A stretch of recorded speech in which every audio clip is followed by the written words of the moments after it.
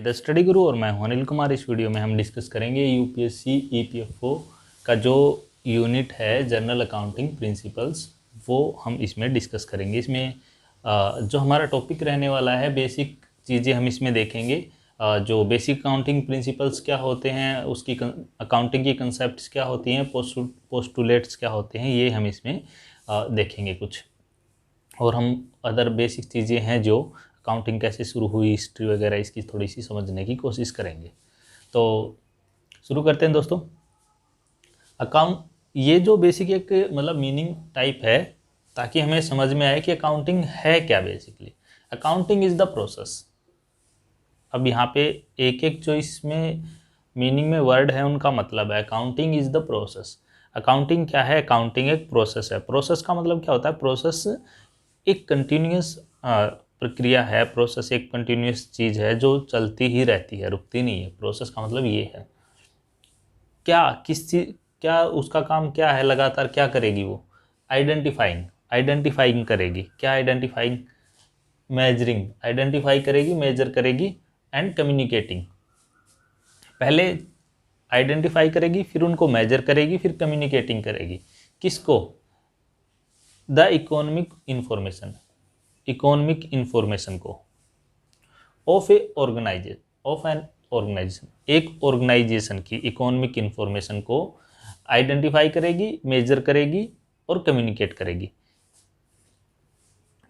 To its user, enable them to make reasonable decision.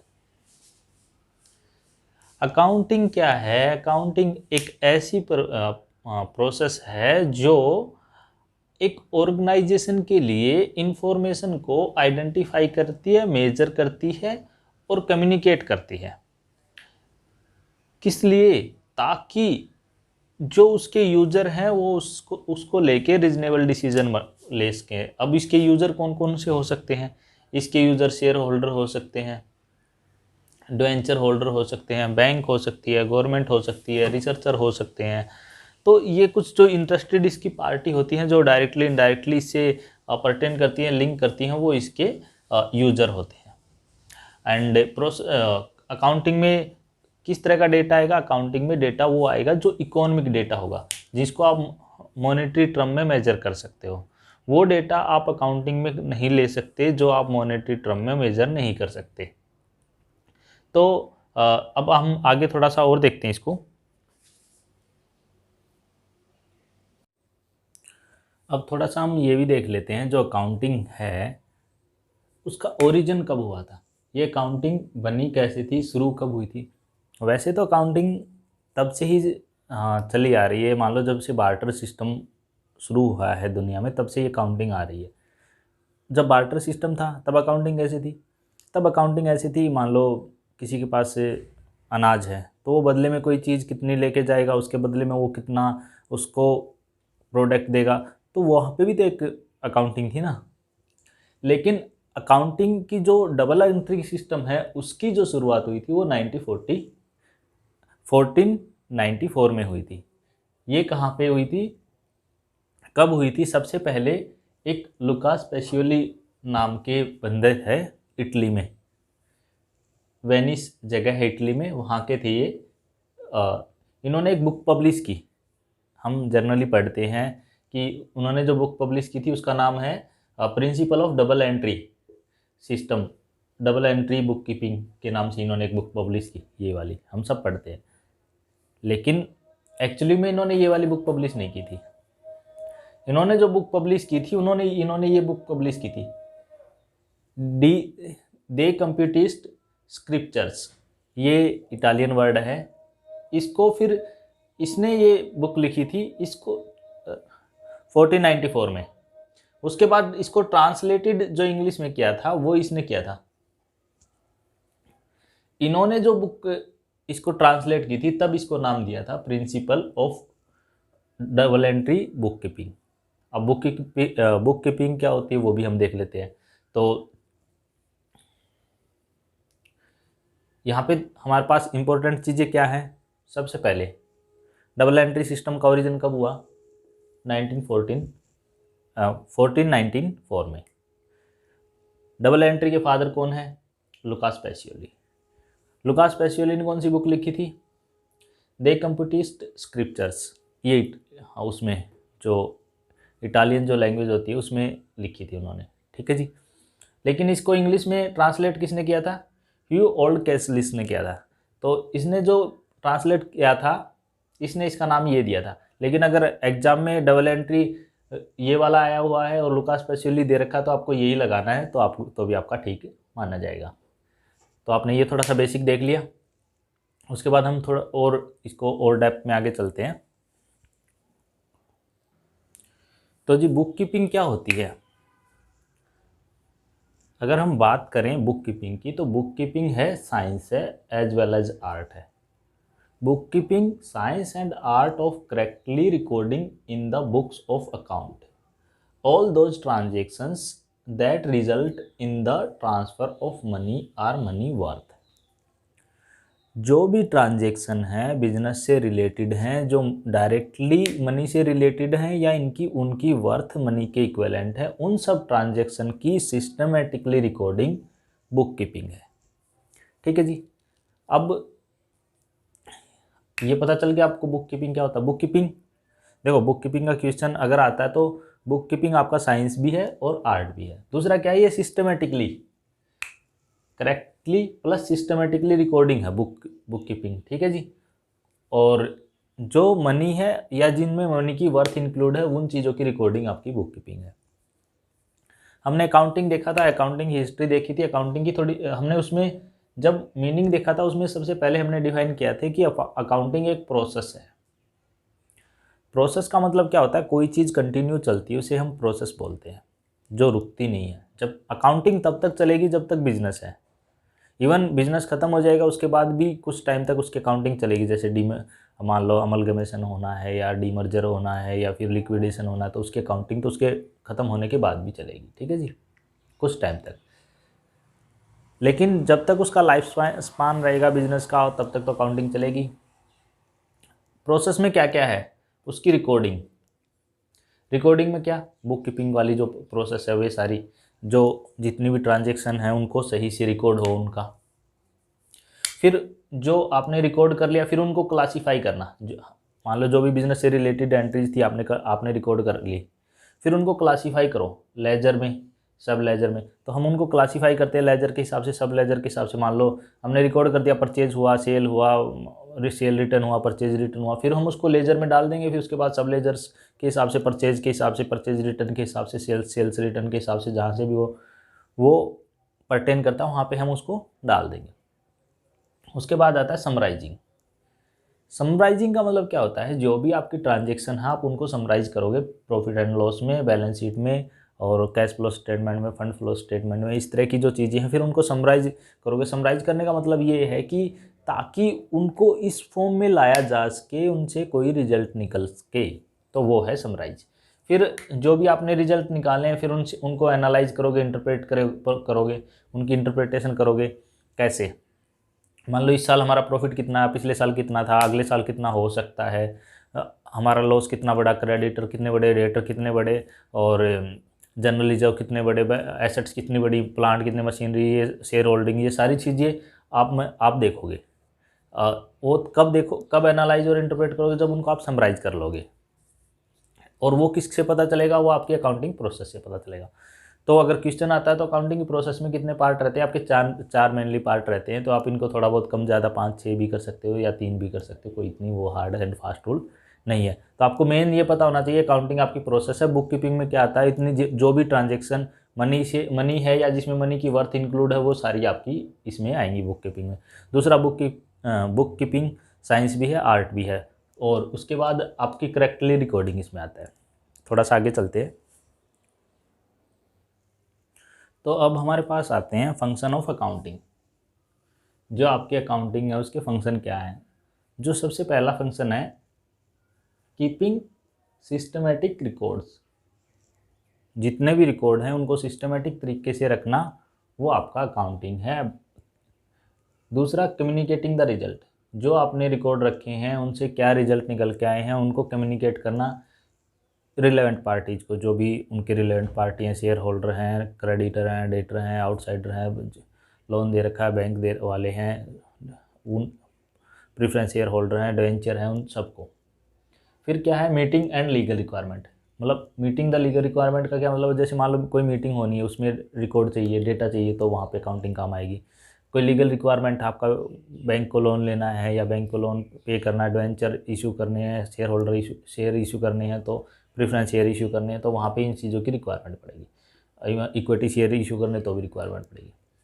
जो protecting the properties of business, business की property कैसे protect होंगी, अगर आपके पास उनके रिकॉर्ड हैं तभी आप बता पाओगे हाँ ये हमारी बुक्स हैं, ये इनमें इतनी वैल्यू है, यहाँ से हमने रजिस्ट्रेशन कराया है। तो फिर क्या है, prepare the profit and loss, balance sheet, trial, ये सारी चीज़ें प्रिपेयर करना भी तो किसका काम है, अकाउंटिंग का।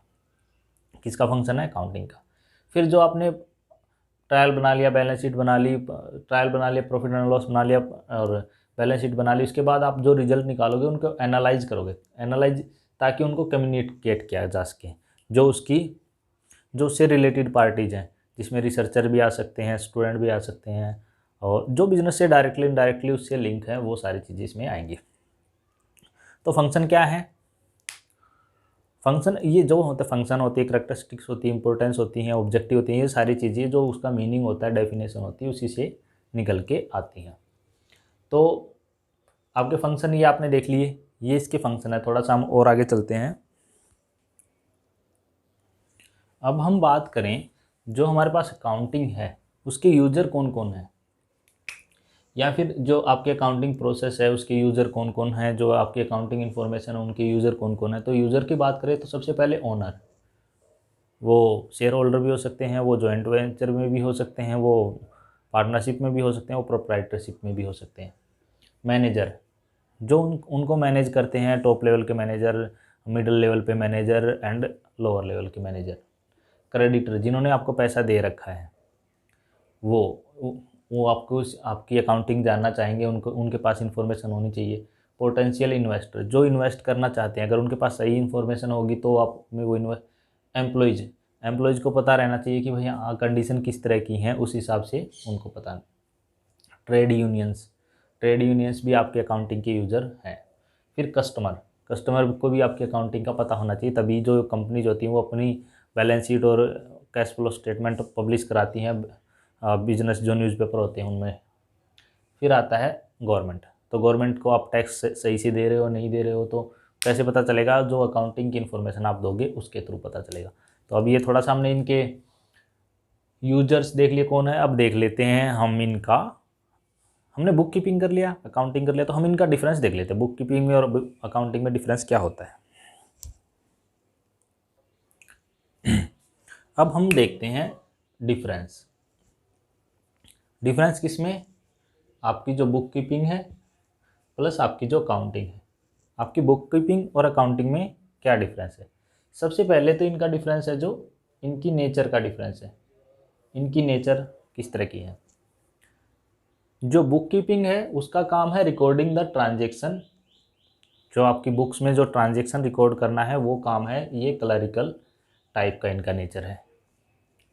दूसरा, इसकी जो नेचर है वो है क्लासिफिकेशन करना, समराइज करना और फाइनेंशियल जो मतलब उनके रिकॉर्ड होते हैं उनके सब लेजर बनाना, फिर उसके बाद उनका ट्रायल बैलेंस और बैलेंस शीट बनाना, ये सारी चीज़ें इसमें आएंगी। तो ये सेमी क्लरिकल रहता है, सेमी मैनेजरियल टाइप भी बोल सकते हैं उसको। क्वालिफिकेशन की बात करें, बुक कीपिंग करने के लिए कोई क्वालिफिकेशन की रिक्वायर्ड नहीं है। अगर आपको थोड़ी बहुत भी, क्योंकि उसमें बोला है आपने इसको ये लिखना है ये लिखना है, तो आप वो लिख सकते हो, आप प्रैक्टिस देखोगे तो उस हिसाब से चल सकते हो। इसमें आपको अकाउंटिंग की नॉलेज होना ज़रूरी है अकाउंटिंग के लिए। ऑब्जेक्टिव की बात करें या ऑब्जेक्टिव बात करें तो इसका ऑब्जेक्टिव है जो खाली रिकॉर्ड करना, जो बिजनेस की जो ट्रांजेक्शन है उनको रिकॉर्ड करना, इसका खाली ऑब्जेक्ट है। इसका जो ऑब्जेक्टिव है अकाउंटिंग का वो है कंपाइल एंड एनालाइज, वो कंपाइल भी करेगा और आपको एनालाइज भी देगा, रिजल्ट भी बताएगा कि क्या है, जैसे मान लो प्रॉफिट एंड लॉस से क्या रिजल्ट आ रहे हैं और बैलेंस शीट से क्या रिजल्ट आ रहे हैं, ट्रायल बैलेंस से क्या रिजल्ट है, पीछे से कंपेयर करके दिखाएगा। फिर आगे का उससे भी आप एस्टिमेट लगा सकते हो अगले साल क्या होगा। रिपोर्ट, इसको कोई रिपोर्ट सबमिट करने की ज़रूरत नहीं है, इसको भी रिपोर्ट सबमिट करने की ज़रूरत नहीं है। अगर कोई कहीं फ्रॉड या डिडक्ट इस तरह की होती है तो इन्वेस्टिगेशन के टाइम पे इनको दिखाना पड़ता है। ये वाला हो गया। थोड़ा सा और चलते हैं, हम इसको देखते हैं और डिटेल में। अब जी हमारे पास आता है नेक्स्ट जो पॉइंट आता है, सिस्टम्स ऑफ बेसिक अकाउंटिंग। जो बेसिक अकाउंटिंग है आपकी, उसके सिस्टम कौन कौन से हैं, उसके कितनी तरह की बेसिक अकाउंटिंग आप कर सकते हो, कौन कौन से उसके टाइप हैं, तो वो हम इसमें देखेंगे। ये मेनली 5 तरह की रहती है। जो फर्स्ट है वो है आपकी cash system. Cash system of accounting क्या रहता है? कैश सिस्टम ऑफ अकाउंटिंग में आप एंट्री पास तब करोगे जब आपको रिसिप्ट या पेमेंट कैश में मिल जाती है।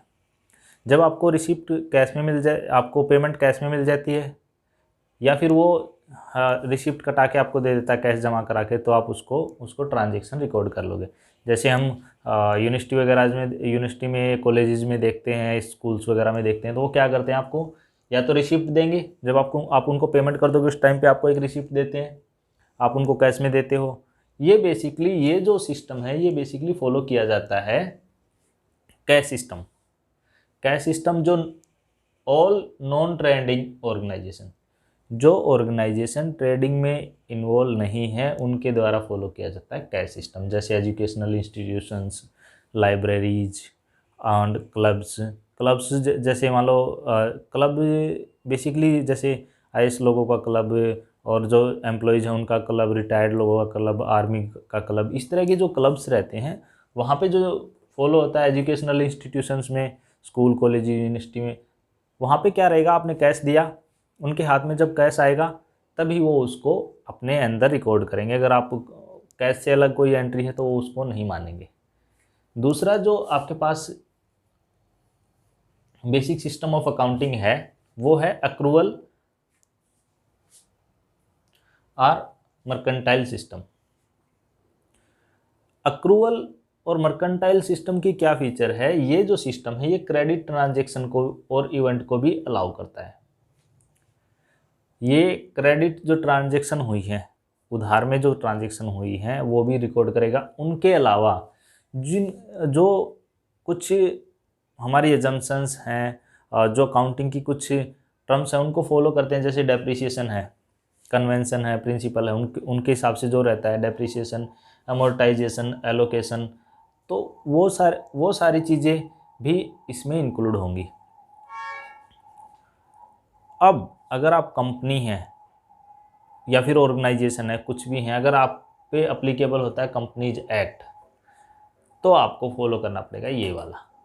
अगर आप पे अप्लीकेबल होता है कंपनीज एक्ट तो आपको फॉलो करना पड़ेगा अक्रूवल और मर्केंटाइल सिस्टम ऑफ अकाउंटिंग। आपने यहाँ पे 2 अकाउंटिंग सिस्टम देख लिए, एक तो आपने देखा कैश अकाउंटिंग सिस्टम, दूसरा देखा accrual and mercantile accounting system. Accrual and mercantile accounting system में क्या है, आप क्रेडिट ट्रांजैक्शन एंड इवेंट भी रिकॉर्ड करते हो, उसके अलावा जो कन्वेंशन है, प्रिंसिपल बेस पे जो रहता है अकाउंटिंग, वो भी इसमें फॉलो करते हो। अगर आप पे कंपनीज एक्ट अप्लीकेबल होता है तो आप ये फॉलो करोगे। कैश सिस्टम ऑफ अकाउंटिंग क्या बोलता है, कैश सिस्टम ऑफ अकाउंटिंग बोलता है ये अकाउंटिंग एंट्री तभी पास होगी जब आपको रिसिप्ट या कैश मिल जाता है। ये फॉलो किया जाता है मोस्टली जो नॉन ट्रेडिंग जो ऑर्गेनाइजेशन रहते हैं उनके द्वारा। ठीक है जी, तो हम आगे चलते हैं थोड़ा सा। अब क्या हुआ, हमने 2 कंसेप्ट देख लिए अकाउंटिंग के। थर्ड है आपका joint system, joint system of basic accounting. Joint system of basic accounting क्या बोलता है, इसमें जो आपकी कैश ट्रांजैक्शन है वो भी आएंगी, और जो अक्रूवल ट्रांजैक्शन, जो आपकी कैश बेसिक अकाउंटिंग है वो भी, अक्रूवल जो बेसिक अकाउंटिंग है वो भी, दोनों का मिला के जो आएगा वो आप इसमें फॉलो करोगे। ठीक है जी, फर्स्ट और सेकंड दोनों आप इसमें फॉलो करोगे, फर्स्ट प्लस सेकंड जो हम। इसके बाद इसमें ये किसके द्वारा फॉलो किया जाता है, जो प्रोफेशनल लोग होते हैं सब, या पर्सन है या फर्म है जो प्रोफेशनल है वो इसको फॉलो करते हैं। जैसे डॉक्टर हो गए आपके, आप डॉक्टर के पास जाते हो, जाते हैं आपकी पर्ची काट देता है। सीए हो गया, डॉक्टर, सीए, जितने भी प्रोफेशनल लोग होते हैं, म्यूजिशियन, आर्टिस्ट, ये जिन लोगों के पास जाओगे आप, और रिटर्न फाइल करने वाले, ये सब आप इनको, वकील, और financial institutions, public financial institutions में आप जाओगे, जैसे बैंक वगैरह में जाओगे, वहाँ पे पर्ची वगैरह बना के दे देते हैं, वो वैल्यू इक्वलेंट ही होती है। फिर आता है आपके पास 4th number single accounting system. अब सिंगल अकाउंटिंग सिस्टम क्या है, इसमें ये मेनली यूज़ होता है प्रोप्राइटरशिप में, जहाँ पे एक आदमी का ही काम होता है, जहाँ ज़्यादा ट्रांजैक्शन होती नहीं, वहाँ पे उसकी जो पर्सनल जो एंट्रीज रहेंगी, उसने कितना पैसा निकाला वो भी आएगा, उसने कितना पैसा उसमें लगाया बिजनेस में वो भी आएगा, प्लस कैश ट्रांजेक्शन कि उसने मान लो किसी तरह का भी उसका काम है तो वो उसकी भैंस बेचता है, चाहे वो तो भैंस बेची है, उसमें से कितने पैसे उसने बचाए, कितने का सामान लेके आया, वो सारा उसमें आ जाएगा। फिर आता है 5th नंबर पे double accounting and double entry system. Double entry accounting system, basic accounting system. इसमें क्या है, एक तो ये साइंटिफिक है, सिंगल अकाउंटिंग साइंटिफिक नहीं है, ये साइंटिफिक है। दूसरा ये कंप्लीट है और ये इनकम्प्लीट है। ये फॉलो किसके द्वारा किया जाता है, इसमें 2 रूल रहते हैं, डेबिट क्रेडिट, इसमें कोई रूल नहीं रहता। ये जितने भी बड़े ऑर्गेनाइजेशन हैं सब फॉलो करते हैं इसको, सिर्फ प्रोप्राइटरी में यूज़ किया जाता है। ठीक है जी, तो ये 5 आपके अकाउंटिंग सिस्टम थे बेसिकली। अब थोड़ा सा हम और आगे चलते हैं इसमें। अब हमारे पास जो नेक्स्ट पार्ट आता है वो आता है काइंड ऑफ अकाउंट। जो आपके अकाउंट हैं वो कितने काइंड के होते हैं। अगर आपको ये आता है तो ये मान लो आप किसी भी ऑर्गेनाइजेशन में जाते हो तो आपको सब कुछ आता है, ये ही बेस रहता है। इसी पे अगर आपको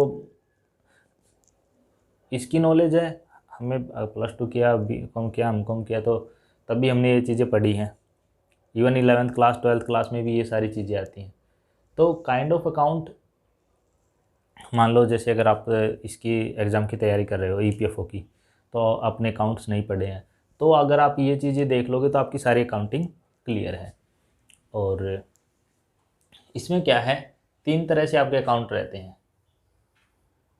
पहला रियल अकाउंट, दूसरा पर्सनल अकाउंट, और जो थर्ड रहेगा हमारे पास वो रहेगा नॉमिनल अकाउंट। ठीक है जी, हमने देख लिया ये। अब आपके पास एक एक करके हम देखते हैं। सबसे पहले जो हमारे पास था वो था रियल अकाउंट। नंबर 1 पे आता है रियल अकाउंट। रियल अकाउंट 2 तरह से होता है, एक आएगा टेंजिबल, दूसरा आएगा इंटेंजिबल।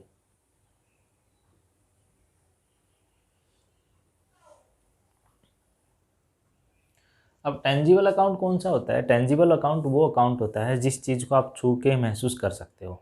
जैसे मान लो आपने लैंड का अकाउंट बनाया तो आप ज़मीन को छू के महसूस कर सकते हो। बिल्डिंग का अकाउंट बनाया तो वो सारी चीज़ें टेंजिबल हैं। प्लांट का अकाउंट बनाया, कैश का अकाउंट बनाया, स्टॉक का अकाउंट बनाया, ये सारी चीज़ें आपकी आएंगी टेंजिबल में।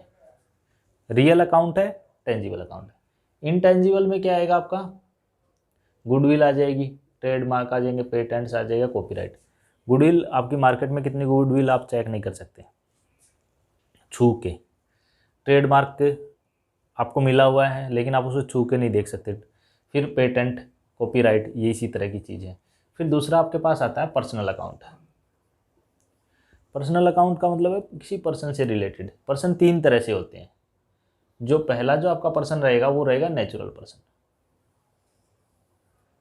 नेचुरल पर्सन कैसे, जैसे जिंदा इंसान, मैं हूँ, अनिल है, मोहन है, सोहन है, राम है, श्याम है, गीता, सीता, ये सब आपके पर्सनल नेचुरल पर्सन। फिर आर्टिफिशियल पर्सन। आर्टिफिशियल जो पर्सन होते हैं वो कौन से होते हैं, जो 2 नंबर पे आपके आर्टिफिशियल पर्सन है वो कौन से हैं, जैसे बैंक अकाउंट है, कंपनी का अकाउंट है, कॉलेज का अकाउंट है, या मेरा द स्टडी ग्रुप के नाम से कोई अकाउंट है, तो वो सारे आपके आर्टिफिशियल अकाउंट है। फिर आएगा representative account. Representative personal account क्या है, अगर आपने कोई प्रीपेड इंश्योरेंस किया है, आपने कोई प्रीपेड इंश्योरेंस किया है, और या फिर आपने कोई आपका आउटस्टैंडिंग रेंट है या आपका प्रीपेड रेंट है, तो ये आपका रिप्रेजेंटेटिव अकाउंट है। जब उसकी डेट आएगी वो ख़त्म हो जाएगा तो वो रिप्रेजेंटेशन उसकी ख़त्म हो जाएगी। थर्ड नंबर पे जो आपका आता है वो आता है नॉमिनल अकाउंट। अब नॉमिनल अकाउंट क्या बोलता है, नॉमिनल अकाउंट अगर लॉस है नॉमिनल अकाउंट है, एक्सपेंसेस है नॉमिनल अकाउंट है, प्रॉफिट है नॉमिनल अकाउंट है, गेन है नॉमिनल अकाउंट है। ये है आपका नॉमिनल। अब इनमें ये आपने देख लिया। अब इसके साथ एक चीज़ और रहती है जो रियल अकाउंट के लिए, अगर आपको किसको डेबिट करना है किसको क्रेडिट करना है आपको कैसे पता चलेगा। तो आपको एक ये बेसिक टर्म्स याद रखनी है, बेसिक टर्म याद रखनी है, ये है debit the receiver and credit the giver. अगर आपके पास कोई चीज़ आ रही है, जो रिसीव कर रहा है उसको डेबिट कर दो, जो दे रहा है उसको क्रेडिट कर दो। मान लो मुझे लैंड मिल रही है तो आप मुझे डेबिट करोगे, जिसे जिसे मिल रहा है जो दे रहा है उसे क्रेडिट कर दो। ये तो आपका इनमें हो गया। उसके बाद जो आपका पर्सनल अकाउंट है, पर्सनल अकाउंट में क्या रहता है, debit what's comes in, credit what's goes out, ये इसमें रहता है। पर्सनल अकाउंट के केस में क्या रहेगा, आपको जिसके पास आ रहा है आप उसको डेबिट कर दोगे, जिसके पास से जा रहा है उसको आप मान लो मेरे अकाउंट में आ रहा है तो क्रेडिट इन गोज आउट, अगर मेरे अकाउंट से जा रहा है तो मुझे क्रेडिट करोगे, मेरे अकाउंट में आ रहा है तो मुझे डेबिट करोगे। फिर रहता है हमारे पास नॉमिनल अकाउंट में क्या रहता है, आपको डेबिट करना है एक्सपेंस एंड लॉस को, जो एक्सपेंस एंड लॉस को करोगे डेबिट हमेशा, प्रॉफिट एंड गेन को करोगे क्रेडिट। ये इसमें बेसिक रहता है। अब आपने इसमें क्या देखा, काइंड ऑफ अकाउंट में, काइंड ऑफ अकाउंट 3 तरह के होते हैं, real account, personal account, nominal account. Real account 2 तरह का होता है, टेंजिबल, इनटेंजिबल। टेंजिबल अकाउंट में land, building, plant, machinery, cash, ये सारी चीज़ें जिनको आप छू के देख के महसूस कर सकते हो। इनटेंजिबल में आपका गुडविल, ट्रेडमार्क, पेटेंट्स, ये सारी चीज़ें आपकी जिनको आप देख के छू के महसूस नहीं कर सकते वो। अब इससे रियल अकाउंट को डेबिट क्रेडिट करने का रूल क्या है, debit the receiver, credit the giver. Personal account आपके 3 तरह से रहते हैं, नेचुरल पर्सन, आर्टिफिशियल पर्सन और representative personal account. Natural person इंसान, artificial person bank, company and college, इस तरह से। रिप्रेजेंटेटिव प्रीपेड एक्सपेंसेस और आउटस्टैंडिंग एक्सपेंसेस वे। इसमें क्या रहेगा, debit what comes in, credit what goes out. Nominal account में क्या रहता है, नॉमिनल अकाउंट आपका लॉस, एक्सपेंसेस और प्रॉफिट एंड गेन। आप डेबिट करोगे लॉस और एक्सपेंसेस को और क्रेडिट करोगे प्रॉफिट एंड गेन को। अब जो हमारे पास आता है वो आता है ट्रायल बैलेंस। अब आपका ट्रायल बैलेंस क्या होता है, ट्रायल बैलेंस को आप टीवी भी बोलते हो। पहली बात, ट्रायल बैलेंस अकाउंट नहीं है। दूसरी बात, ट्रायल बैलेंस स्टेटमेंट है। ये क्वेश्चन आ सकता है, ट्रायल बैलेंस अकाउंट है या स्टेटमेंट है, तो ट्रायल बैलेंस आपका स्टेटमेंट है।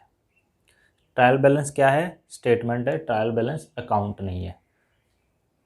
तो जब आप ट्रायल बैलेंस क्या करता है, ट्रायल बैलेंस आपकी ने जो डबल एंट्री सिस्टम में जितनी एंट्री डाली थी उनका बैलेंस दिखाता है दोनों साइड। अगर आपका दोनों साइड बैलेंस टैली हो रहा है तो इसका मतलब आपका अकाउंट सही था। अगर आपने दोनों साइड, अगर आपने मान लो इधर भी आपका 100 आ रहा है, इधर भी 100 आ रहा है, बोथ साइड, डेबिट साइड भी 100, क्रेडिट भी 100, तो आपका ठीक है। अगर एक साइड 100 आ रहा है, एक साइड 90 आ रहा है, तो इसका मतलब कहीं ना कहीं गलती है। तो वो गलती आप जब तक फाइंड नहीं करोगे तब तक आपका ट्रायल बैलेंस कंप्लीट नहीं माना जाएगा। तो ट्रायल बैलेंस क्या है, ट्रायल बैलेंस खाली आपकी स्टेटमेंट है जो आपको बताती है, ट्रायल बैलेंस आपकी खाली स्टेटमेंट है जो आपको बताती है कि जो आपने पोस्टिंग की है डबल एंट्री में वो सारी पोस्टिंग सही तरीके से हुई हैं, बस यही आपका ट्रायल बैलेंस है। और ट्रायल बैलेंस का क्या काम है, ट्रायल बैलेंस का काम ये है जिन आपको जो डबल एंट्री आपने की है वो सही की हैं, उनके बेसिस पे आप फर्दर अकाउंट बना सकते हो, profit and loss account and balance sheet and other जो आपको बनाने वो बना सकते हो सकता है मान लो एक साइड इसकी डेबिट साइड 100 आ गई, क्रेडिट साइड 90 आ गई, ठीक है, तो कहीं ना कहीं तो गलती हुई है। अब कितनी तरह की गलतियां हो सकती हैं, 2 तरह से गलतियां हो सकती हैं। एक आपकी जो डिस्क्लोज नहीं होंगी, मान लो कोई ऐसी गलती कर दी आपने जो आपकी ट्रायल बैलेंस में दिखेगी नहीं, तो उसको आप कैसे ढूंढोगे। दूसरी गलती ऐसी है जो ट्रायल बैलेंस में आपको दिख जाएगी। देखो पहली गलती हम देखते हैं, जो ये जो गलतियां हैं not disclose in trial balance, वो ये है not disclose by trial balance. क्यों, कौन सी है? ओमिशन। पहली जो गलती है, एरर है, वो है ओमिशन। मान लो हुआ क्या, कोई आपको पैसे दे के गया और आपने डबल एंट्री में डालना ही भूल गए, तो वो टोटली ओमिशन हो गया। वो ट्रायल बैलेंस में इधर भी नहीं आएगी, इधर भी नहीं आएगी, आपका ट्रायल बैलेंस दोनों जगह ही 90-90 हो जाएगा। तो मैच तो है लेकिन गलत है। फिर क्या रहेगा? प्रिंसिपल की। अगर मान लो कोई खर्चा रिवेन्यू एक्सपेंडिचर था, आपने उसको कैपिटल एक्सपेंडिचर मान लिया, कोई फर्क नहीं पड़ेगा ट्रायल बैलेंस पे, एज इट इज रहेगा, तो ये पकड़ नहीं पाएगा उसको। कमीशन की एरर, कमीशनिंग के टाइम पे एरर, मान लो आपको एंट्री उसकी डालनी थी और आपने उसकी एंट्री मान लो राम के अकाउंट में डालनी थी, उसकी जगह आपने शाम के अकाउंट में डाल दी, तो उसको नहीं है, उससे वो दोनों जगह ही मैच कर देगा। फिर क्या? Compensatory entry, compensatory error. अब कंपनसेटरी एरर क्या हुआ? आपने कमीशन क्या किया, एक एंट्री राम के अकाउंट में 100 रुपये की डालनी थी, दूसरी शाम के अकाउंट में 100 की डालनी थी। अब इसने परचेज किया, राम ने परचेज किया था, शाम ने सेल किया था, आपने इसकी सेल की डाल दी, इसकी परचेज की डाल दी, मिल तो जाएगा आपका ट्रायल बैलेंस 90-90 रहेगा, लेकिन है वो गलत, कंपनसेटरी एंट्री होगी थी। अब कोई